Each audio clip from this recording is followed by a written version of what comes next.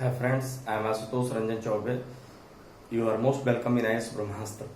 तो इस वीडियो में हम लोग फंडामेंटल राइट मौलिक अधिकार पर बातचीत करेंगे. और जैसा कि हम बताते हैं कि fundamental right is associated with part 3 of our constitution, अर्थात हमारे संविधान के भाग 3 में मौलिक अधिकार का समावेशन है. और यह मौलिक अधिकार हमारे कॉन्स्टिट्यूशन के अनुच्छेद 12 से लेकर 35 तक यह मूल अधिकारों के बारे में बात करता है.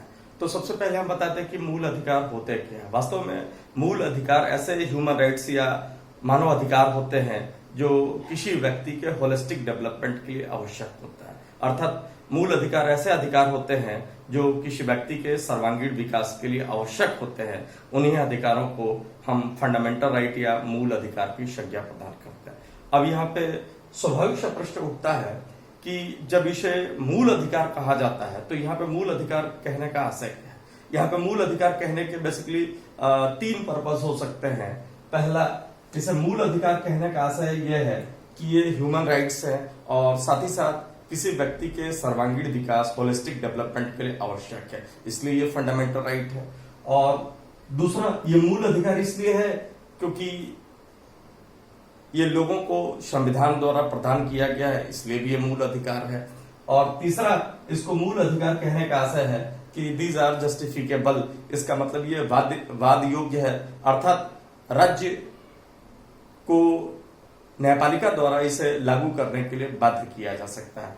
तो इन्हीं 3 विशेषताओं के आधार पर हमारे संविधान के भाग 3 में अनुच्छेद 12 से लेकर 35 तक जो भाग है उसे फंडामेंटल राइट या मौलिक अधिकार की संज्ञा प्रदान करते हैं. तो हम लोग देखा कि वास्तव में किसी व्यक्ति के 2 पक्ष होते हैं. एक तो एक्सटर्नल पक्ष जो उसके फिजिक्स शरीर से संबंधित होता है, और जो एक्सटर्नल पक्ष होता है इसका विकास अच्छे भोजन से हो जाता है. लेकिन जब आंतरिक पक्ष या इंटरनल पोर्शन की बात की जाती है जिसे विजडम, बुद्धिमत्ता, इंटेलिजेंस इत्यादि की भी संज्ञा प्रदान करते हैं, तो उसके लिए तरह तरह के एनवायरमेंट की आवश्यकता होती है. और ये एनवायरमेंट या माहौल देने का काम मूल अधिकार करता है. इसका मतलब ये भी कहा जा सकता है कि मूल अधिकार व्यक्ति के इंटरनल पक्ष, बुद्धिमत्ता, ज्ञान, क्षमता इत्यादि को बढ़ाने का काम करता है. और हिस्टोरिकल दृष्टिकोण से बात किया जाए तो जो दुनिया के संविधानों में जो मूल अधिकार हैं इनका संबंध वास्तव में लोकतंत्र से है. इसका मतलब कि आधुनिक काल में जब जैसे जैसे लोकतंत्रों की स्थापना होती गई वैसे वैसे दुनिया के संविधानों में मूल अधिकारों का समावेशन होता गया. हालांकि कभी कभी पुराने दौर के मोनार्की सिस्टम राजशाहियों में भी मूल अधिकार थे, लेकिन न के बराबर हुआ करते थे. और राजशाहियों में व्यक्ति एक सिटीजन या नागरिक के तौर पर नहीं होता था, बल्कि व्यक्तियों की पहचान एक प्रजा के तौर पर होती थी. और मोनार्की सिस्टम या राजशाहियों में व्यक्ति के अधिकार की नहीं बल्कि कर्तव्य की बात की जाती थी. इसका आशय यही है कि जो फंडामेंटल राइट्स है भारत के संविधान में हो या दुनिया के अन्य संविधान में हो, इसका सीधा संबंध वर्तमान युग के लोकतंत्रों से है. और यदि भारतीय संदर्भ में इस मूल अधिकारों के मांग के सिलसिले की बात किया जाए तो कहा जा सकता है कि 1895 में कॉन्स्टिट्यूशन ऑफ इंडिया बिल, मतलब जिसे स्वराज बिल कहा गया था, जिसको बाल गंगाधर तिलक ने 1895 में तैयार किया गया था. और उसके माध्यम से बाल गंगाधर तिलक ने पहली बार मूल अधिकारों की मांग किया था. और इसमें यह मांग किया था कि भारतीयों को स्पीच, प्राइवेसी और साथ ही साथ वोटिंग राइट दिया जाए. मतलब भारतीयों को अभिव्यक्ति की स्वतंत्रता दिया जाए, मत देने की स्वतंत्रता दिया जाए और निजता के अधिकार की बात किया जाए. तो औपचारिक तौर पर भारत में जो मूल अधिकारों की मांग का सिलसिला शुरू हुआ वो वास्तव में 1895 में जो बाल गंगाधर तिलक द्वारा जो स्वराज विधेयक या स्वराज बिल तैयार किया गया था उसके माध्यम से शुरू किया गया था. इसके बाद 1927 में 1927 में कांग्रेस का जो एनुअल सेशन था, वार्षिक अधिवेशन था, ये मद्रास में आयोजित हुआ था. और उस मद्रास सेशन में भी कांग्रेस ने सरकार से मूल अधिकारों की मांग की थी. और उसी प्रकार 1928 में नेहरू रिपोर्ट तैयार किया गया था और नेहरू रिपोर्ट में भी सरकार से तरह तरह के मूल अधिकारों की मांग की गई थी. और हम बता दें कि नेहरू रिपोर्ट में जिन मूल अधिकारों को शामिल किया गया था उन मूल अधिकारों में से लगभग 10 मूल अधिकारों को तो हमारे आज के कॉन्स्टिट्यूशन में सीधे सीधे लिटरली मतलब भाषा में भी परिवर्तन किए बिना अपना लिया गया। इसका मतलब है कि जो नेहरू रिपोर्ट ऑफ 1928 का जो नेहरू रिपोर्ट है, ये भारतीय संविधान के मूल अधिकार के लिए एक पृष्ठभूमि का काम किया। उसी तरह से टीबी सप्रू के निर्देशन में भी 1945 में मूल अधिकारों की मांग की गई थी। अंततः जब हमारे संविधान सभा का गठन हो गया तो 24 जनवरी 1947 को मूल अधिकारों पे एक कमेटी का गठन किया गया, एक एडवाइजरी कमेटी, सलाहकार समिति या कमेटी का गठन किया गया, जिसके अध्यक्ष सरदार वल्लभ भाई पटेल थे। और अंततः इसी कमेटी ने मूल अधिकारों के संदर्भ में जो अपना रिकमेंडेशन दिया, अंततः वही भारत के संविधान का भाग बना। तो ये हमने देखा कि किस तरह से हमारे देश में मूल अधिकारों की मांग का सिलसिला शुरुआत हुआ। और यदि देशों की बात किया जाए तो हमारे संविधान में जो मूल अधिकार शामिल है, ये अमेरिका के संविधान से प्रभावित है। और इस संदर्भ में हम बता दें कि हमारे संविधान में कहीं लिखा नहीं गया है कि अमेरिकी संविधान से लिया गया है, बशर्ते कि अमेरिका के संविधान में दुनिया के अन्य देशों की अपेक्षा काफी व्यापक तौर पे मूल अधिकारों का समावेशन किया गया है। यही कारण है कि हम मानते हैं कि हमारे संविधान में जो मूल अधिकार शामिल है, ये वास्तव में अमेरिका के संविधान से प्रेरित है। तो ये हमने देखा इसके हिस्टोरिकल बैकग्राउंड पे कि किस तरह से हमारे देश में मूल अधिकारों के मांग के सिलसिले की शुरुआत हुई थी। और यदि मूल अधिकारों की संख्या की बात किया जाए तो जब हमारा संविधान लागू हुआ था, means in our basic constitution, मतलब 26 जनवरी 1950 को जब हमारा संविधान लागू हुआ था, उस समय हमारे संविधान में कुल 7 टाइप के फंडामेंटल राइट हुआ करते थे, 7 प्रकार के मूल अधिकार हुआ करते थे। लेकिन 44th कॉन्स्टिट्यूशनल अमेंडमेंट 1978, 44वें संविधान संशोधन 1978 के माध्यम से राइट टू प्रॉपर्टी अर्थात संपत्ति के अधिकार को मूल अधिकारों की सूची से पृथक कर दिया गया। और चूंकि पहले 7 प्रकार के मूल अधिकार थे जिसमें राइट टू प्रॉपर्टी या संपत्ति का अधिकार भी शामिल था, तो जब संपत्ति का अधिकार मूल अधिकारों की सूची से बाहर निकल गया, इसलिए वर्तमान समय में हमारे संविधान में 6 प्रकार के मूल अधिकार बच जाते हैं। और हम बता दें कि राइट टू प्रॉपर्टी जिसे संपत्ति का अधिकार कहा जाता है, भले ही ये मूल अधिकारों की सूची से बाहर हो गया, लेकिन अभी भी हमारे संविधान के आर्टिकल 300 का या ए में अभी भी शामिल है। इसका मतलब भले ही राइट टू प्रॉपर्टी या संपत्ति का अधिकार मूल अधिकार तो नहीं है, लेकिन अभी भी एक विधिक और संवैधानिक अधिकार के तौर पे अभी भी इसकी उपस्थिति बनी हुई है। और इस संदर्भ में हम बता दें कि फंडामेंटल राइट की सूची से राइट टू प्रॉपर्टी या संपत्ति के अधिकार को इसलिए डिलीट करके उसको सेपरेट किया गया, इसलिए क्योंकि लैंड रिफॉर्मेशन, भूमि सुधार से संबंधित कानून या जो प्रॉपर्टी राइट था उसके इक्वल डिस्ट्रीब्यूशन में बाधा आ रही थी, मतलब संसाधनों के सम वितरण में बाधा आ रही थी। और साथ ही साथ जो भूमि सुधार से संबंधित कानून थे उसको इम्प्लीमेंट करने में दिक्कत आ रही थी। यही कारण है कि सरकार द्वारा अंततः 44वें संविधान संशोधन 1978 के माध्यम से जो राइट टू प्रॉपर्टी या संपत्ति का अधिकार था उसे मूल अधिकारों की सूची से पृथक कर दिया गया। और इस प्रकार 7 मूल अधिकार में से एक अधिकार पृथक होने के बाद वर्तमान समय में हमारे संविधान में 6 टाइप के मूल अधिकार विद्यमान हैं।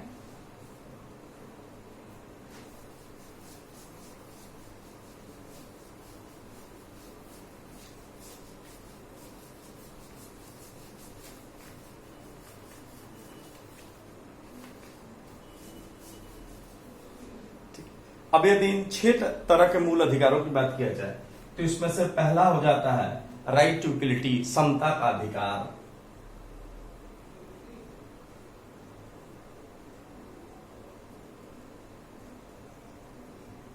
तो इसमें पहला हो जाता है राइट टू इक्वलिटी, समता का अधिकार, जिसका उल्लेख आर्टिकल 14 से 18 तक के बीच किया गया। अनुच्छेद 14 से लेकर 18 तक समता के अधिकार का उल्लेख किया गया है। दूसरा है स्वतंत्रता का अधिकार, राइट टू फ्रीडम, स्वतंत्रता का अधिकार हो जाता है।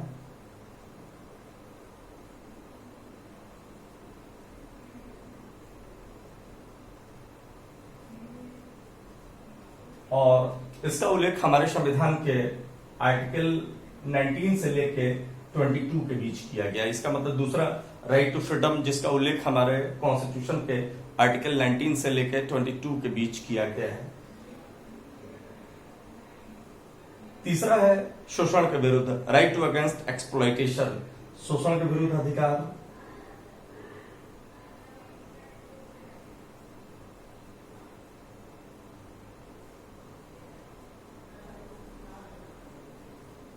और इसका उल्लेख हमारे संविधान के आर्टिकल 23 एंड 24 में शोषण के विरुद्ध अधिकार का उल्लेख किया गया है।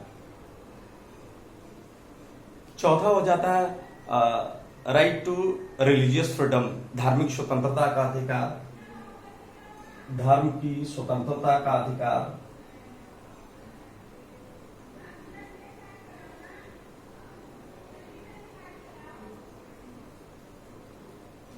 तथा इसका उल्लेख हमारे कॉन्स्टिट्यूशन के आर्टिकल 25 से लेके 28 के बीच किया गया है, धर्म की स्वतंत्रता का अधिकार। जो पांचवा हो जाता है right to culture and education, शिक्षा और संस्कृति का अधिकार।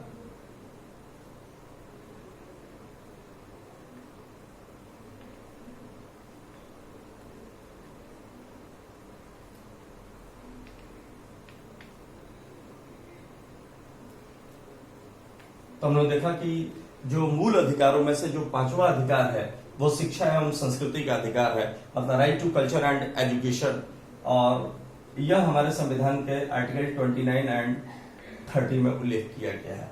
और जो लास्ट और छठा फंडामेंटल राइट है यह है राइट टू कॉन्स्टिट्यूशनल रेमेडीज, मतलब संवैधानिक उपचारों का अधिकार।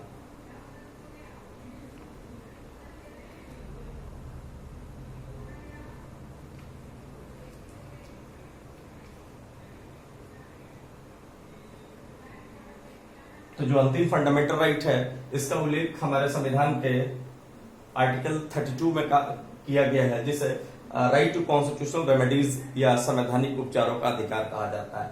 तो संपत्ति के अधिकार को मूल अधिकारों की सूची से पृथक निकलने के बाद वर्तमान समय में हमारे संविधान में कुल 6 प्रकार के मूल अधिकार या फंडामेंटल राइट बच जाते हैं, जिसमें हम लोग देखा कि पहला राइट टू इक्वलिटी, समता का अधिकार, जिसका उल्लेख आर्टिकल 14 से लेकर 18 तक किया गया है। दूसरा स्वतंत्रता का अधिकार, राइट टू फ्रीडम, इसका उल्लेख आर्टिकल 19 से 22 के बीच किया गया है। तीसरा शोषण के विरुद्ध अधिकार, राइट टू अगेंस्ट एक्सप्लॉयटेशन, जिसका उल्लेख आर्टिकल 23 एंड 24 में किया गया है। चौथा राइट टू रिलीजियस फ्रीडम, धर्म की स्वतंत्रता का अधिकार, इसका उल्लेख अनुच्छेद 25 से लेकर 28 तक किया गया है। पांचवा right to culture and education, शिक्षा और संस्कृति का अधिकार, इसका उल्लेख हमारे संविधान के आर्टिकल 29 और 30 में किया गया है। और लास्ट छठा मूल अधिकार है राइट टू कॉन्स्टिट्यूशनल रेमेडीज, संवैधानिक उपचारों का अधिकार, जिसका उल्लेख हमारे संविधान के अनुच्छेद 32 में किया गया। तो ये हमने देखा कि वर्तमान समय में हमारे संविधान में कुल 6 प्रकार के मूल अधिकार मौजूद हैं।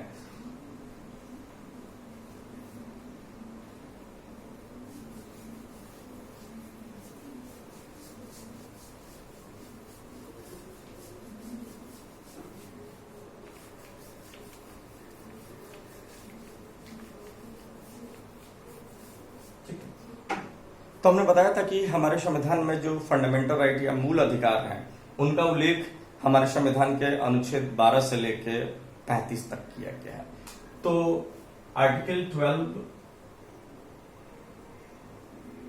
या अनुच्छेद 12 में सबसे पहले राज्य को डिफाइन किया गया है कि राज्य क्या होता है, मतलब what is the meaning of state. It is defined in article 12 of our constitution. तो हम बता दें कि हमारे संविधान में जो पार्ट 3 में जो मूल अधिकार दिए गए हैं वो नेचर वाइज या प्रकृति के दृष्टिकोण से नेगेटिव है, नकारात्मक है, इसलिए क्योंकि हमारे संविधान के भाग 3 में 3 में जो मूल अधिकार दिए गए हैं वो सरकार के लिए एक बैरियर तय करता है और ये निर्धारित करता है कि सरकार इस बैरियर को क्रॉस करेगी तो वैसी स्थिति में व्यक्ति के मूल अधिकारों का उल्लंघन होगा। इसका मतलब है कि जो फंडामेंटल राइट या मूल अधिकार है ये राज्य से कुछ न करने की बात करता है। इसका मतलब कि राज्य के कार्यों के लिए एक सीमा तय करता है।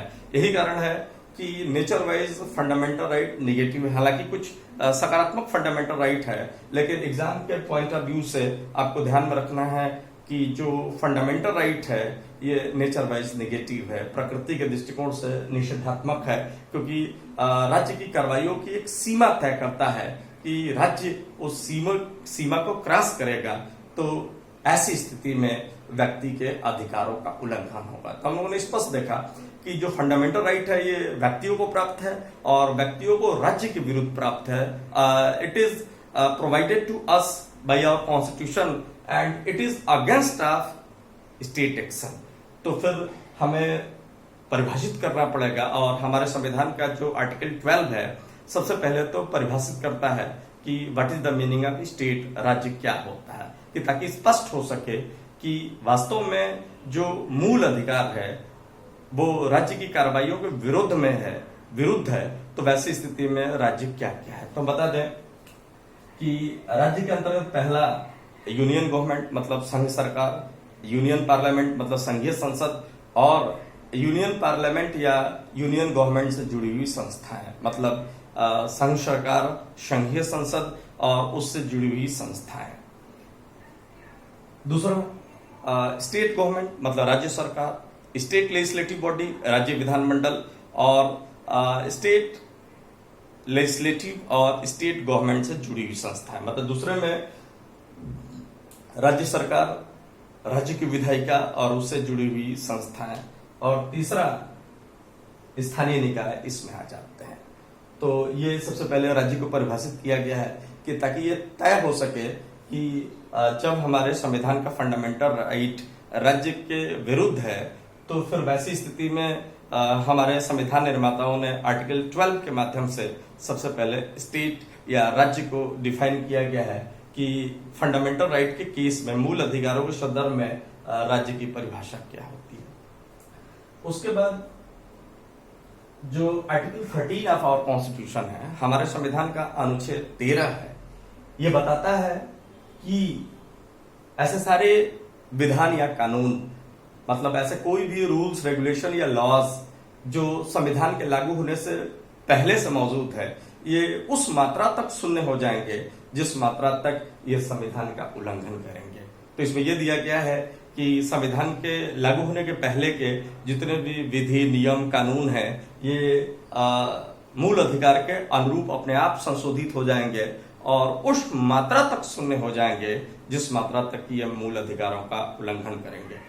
और साथ ही साथ इसमें ये भी बताया गया है कि राज्य ऐसा कोई भी विधि नहीं बनाएगा जो व्यक्ति के मूल अधिकारों का उल्लंघन करे, और राज्य ऐसी कोई भी विधि बनाता है, नियम बनाता है जो व्यक्ति के मूल अधिकारों का उल्लंघन करेगा, तो वैसी स्थिति में न्यायपालिका को अधिकार है कि न्यायपालिका उस विधान, नियम मतलब रूल्स, रेगुलेशन, लॉज को उस सीमा तक शून्य घोषित कर सकता है जिस सीमा तक वो मूल अधिकारों का उल्लंघन करता है। तो वास्तव में आर्टिकल 13 न्यायपालिका को विशेष तौर पे किसी भी कानून और नियमों को एक तरह से पुनर्समीक्षा या रिव्यू करने का अधिकार देता है। और हम बता दें कि केवल यही नहीं बल्कि न्यायपालिका वाले टॉपिक में भी हमारा संविधान न्यायपालिका को यह अधिकार देता है कि ऐसा कोई भी कानून जो संविधान के दायरे का इंक्रोचमेंट करता है, अतिक्रमण करता है, तो जिस हद तक कोई भी कानून या नियम संविधान के दायरे का अतिक्रमण करता है उस हद तक न्यायपालिका को उसको शून्य घोषित करने का अधिकार है। तो हमारा संविधान तो अलग से भी न्यायपालिका को किसी भी विधान को संविधान के आधार पर समीक्षा करने का अधिकार देता है, लेकिन आर्टिकल 13 अलग से भी कहता है कि ऐसा कोई भी विधान हो, नियम हो जो संविधान का उल्लंघन करता है, तो वैसी स्थिति में न्यायपालिका उसे उस हद तक, उस लिमिट तक शून्य घोषित कर सकता है